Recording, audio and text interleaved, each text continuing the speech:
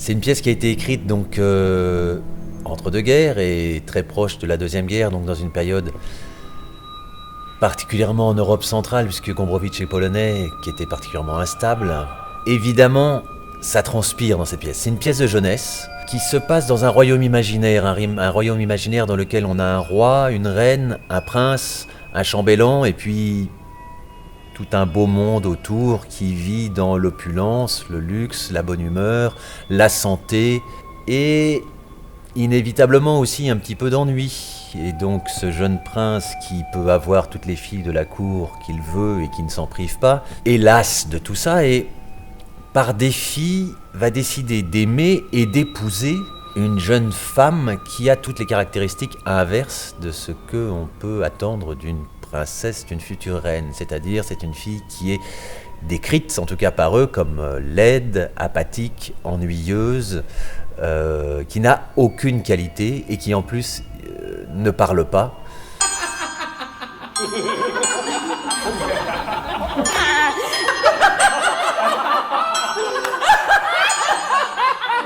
Donc le défi du prince est au départ un espèce de grand ricanement, de grand défi cynique, va petit à petit toucher des choses beaucoup plus profondes chez les uns et chez les autres, et d'abord chez le prince, qui va aussi trouver par ce moyen-là la possibilité de s'affranchir de codes culturels, de codes sociaux dans lesquels on est inévitablement et qu'on peut facilement subir, ou en tout cas c'est ce qu'il estime.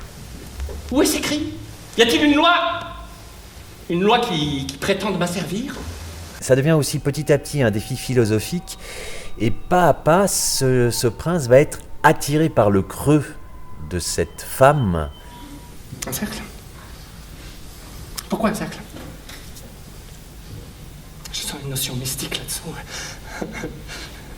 Quand je dis qu'elle ne dit rien, c'est-à-dire que ne disant rien, on peut tout imaginer, on peut tout projeter, on peut tout, et y compris aussi ce qu'on n'imaginait pas avoir à l'intérieur de soi-même. Et cette Yvonne va être un révélateur de tout ce que ces personnages, dans leur vie sociale, dans leur vie politique, dans leur vie intime et amoureuse, avaient caché.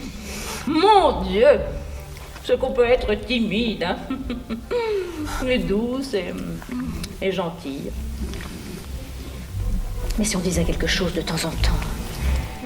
Et petit à petit, elle va être un facteur de décomposition de cette cour, de ce petit monde, qui va être petit à petit dévoré par la peur que provoque cette Yvonne, va petit à petit se retrouver confronté chacun à ses démons, jusqu'à vouloir éradiquer ce virus qui s'est installé dans leur corps en bonne santé, et n'ayant pas le courage les uns et les autres de la tuer avec un couteau, de la tuer avec du poison, de la tuer en l'étranglant, vont décider de la tuer, comme ils disent, par le haut, c'est-à-dire faire en sorte qu'elle s'étrangle au cours d'un dîner et qu'elle meure, mais que ce ne soit pas de leur faute.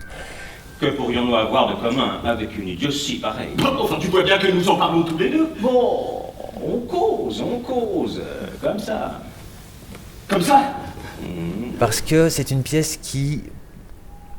Alors c'est une thématique qui me poursuit de pièce en pièce, mais là, qui est encore une pièce qui parle du théâtre. Et du théâtre, en déplaçant un tout petit peu la question, parce que cette Yvonne met en abîme le théâtre, c'est-à-dire que c'est un personnage qui en soi est presque l'anti-théâtre.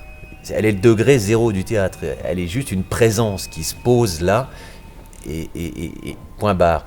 Et du coup, elle va révéler la théâtralité des autres personnages, qui sont certes des personnages de théâtre, mais qui, dans leur fonction, pensent ne pas jouer de rôle, justement, être ce qu'ils sont. Et petit à petit, le fait qu'elle ne soit rien, entre guillemets, va révéler tout le faux des autres, tout le vernis va petit à petit se craqueler, se fissurer, jusqu'à les faire apparaître dans leur vérité, et la vérité n'est pas très belle, ou en tout cas difficile à supporter.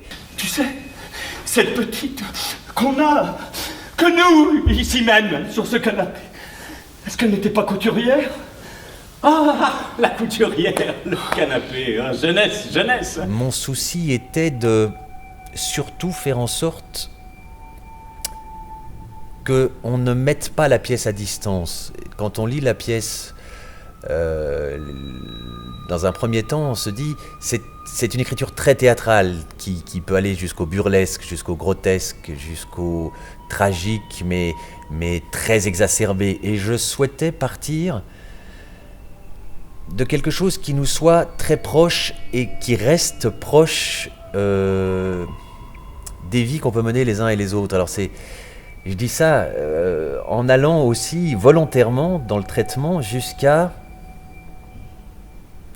n'ayons pas peur du mot, une certaine démagogie vis-à-vis du public, c'est-à-dire en se disant, plongeons les spectateurs qui rentrent donc dans ce théâtre, du théâtre Olympia, premier spectacle du metteur en scène directeur, et je voulais leur faire un environnement dans lequel ils puissent se reconnaître, un environnement qui est un lieu de luxe, de bien-être, de bonne humeur, comme je disais tout à l'heure, de santé, puisque le spectacle démarre presque comme dans une salle de sport un peu chic, où tout le monde s'occupe de soi, et que donc les spectateurs se reconnaissent, soient pris à partie, soient pris à témoin, y compris dans, je parlais du ricanement du prince au départ, cette espèce de cynisme qui consiste à rire aux dépens des autres, et Yvonne au départ est vraiment un prétexte à déconnade.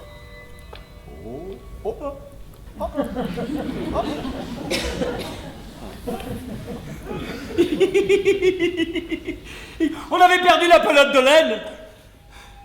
J'ai souvent pensé et parlé pendant le travail de cet humour qu'on appelle l'humour Canal+, du Grand Journal, où voilà, tout est très brillant et ça rebondit et on peut rire de tout, et au bout d'un moment on ne sait plus pourquoi on rit et ça tourne à vide et ça se met à grincer. Et en tout cas, c'était mon intention que petit à petit, au fil du spectacle, les gens se retrouvent complices d'une situation qui devient extrêmement désagréable, extrêmement gênante, sans non plus sombrer dans un manichéisme qui consisterait à dire Yvonne est une sainte, une bonne fille et qui est martyrisée par les autres, parce que la pièce est plus complexe et c'est là qu'elle est intéressante. C'est-à-dire que cette jeune femme qui ne parle pas, qui ne fait aucun effort pour s'intégrer dans ce petit monde, est aussi objectivement quelqu'un de gênant, quelqu'un qui empêche de vivre en bonne entente avec ce que ça comporte de compromission, mais qu'on est obligé de tous faire.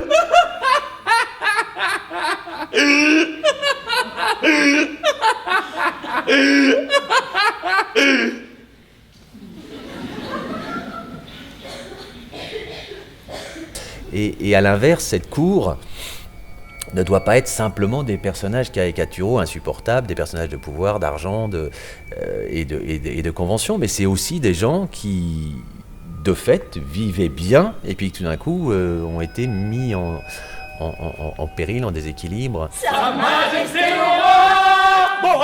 Bon, allez, en route. Hein. Ah ben, n'oubliez pas que c'est la fête nationale aujourd'hui.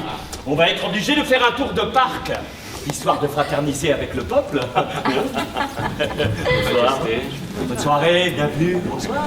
Donc voilà, j'essaye de rester dans cette... de ne jamais laisser le spectateur tout à fait tranquille dans ce à quoi il assiste. C'est-à-dire qu'il soit sans cesse sollicité, mais je dirais aussi dans sa position de spectateur qui devient acteur de quelque chose auquel il puisse participer, ou en tout cas dont il puisse se sentir ou solidaire malgré lui, ou voilà, en tout cas que ça active